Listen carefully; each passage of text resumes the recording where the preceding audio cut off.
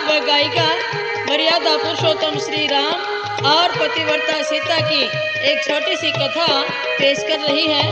पिता का आज्ञाकारी राम, जिसका इतिहास में विशेष स्थान है, तो मैं आपके सामने ये इतिहास रखना चाहूँगी कि किस तरह सीता ने पापी रावण की नगरी में जाने के बाद अपने धर्म की रक्षा की। इससे हर नारी को शिक्षा मिलती है, चाहे कैसी भी परिस्थितियां आ जाएं, मगर अपने धर्म को नहीं छोड़ना चाहिए।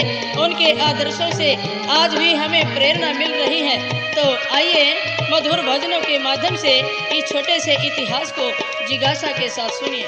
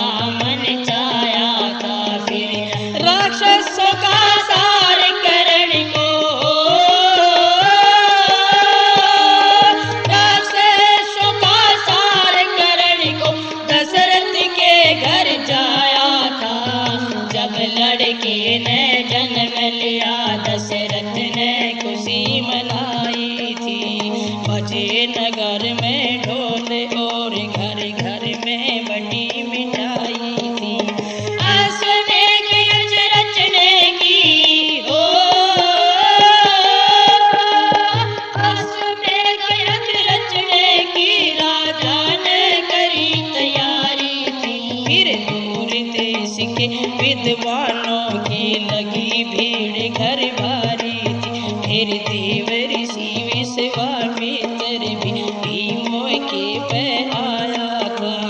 करी याचना लड़के की हो, करी याचना लड़के की, बस जल्दी हाथ लगाया था। हुआ भूख लाचार लड़का देने को मजबूर हुए। ले लड़के ने चले मुनि निडरता से भरपूर हुए। आ जंगल के बीच मुनि ने आ जंगल के बीच मुनि ने अपना डेरा लाया था। फिर लड़के को समझा समझा सारा इतिहास बताया था। लड़के को समझा समझा सारा इतिहास बताया था।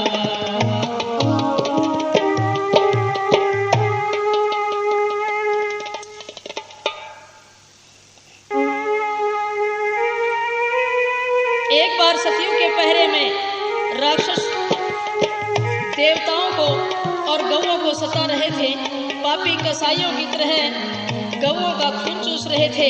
इतना भारी अत्याचार देख करके उस ईश्वर ने राक्षसों का नाश करने वाला दशरथ के घर में पैदा किया।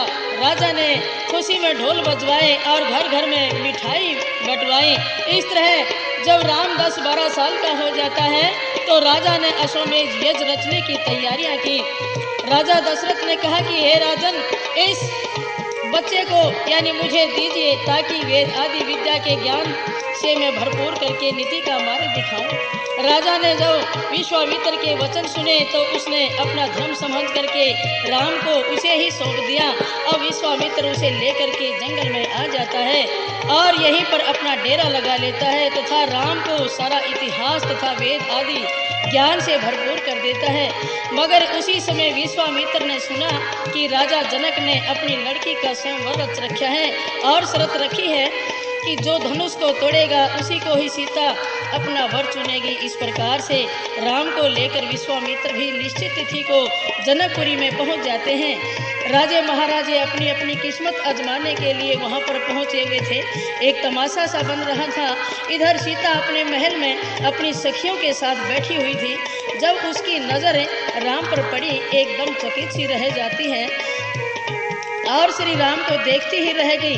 जब उसकी सखियों ने सीता से इस बात के बारे में पूछा तो सीता ने राम की तरफ संकेत किया और एक भजन के माध्यम से कहा, कहने लगी, बहन मुझे ऐसा लग रहा है।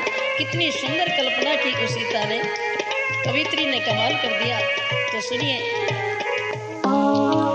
सुनो हे सखी मेरे चचे है किसी, सुनो हे सखी मेरे चचे है इसी, जानो गले इसी के माला, जानो खुशी हो गया हो पहले वाला।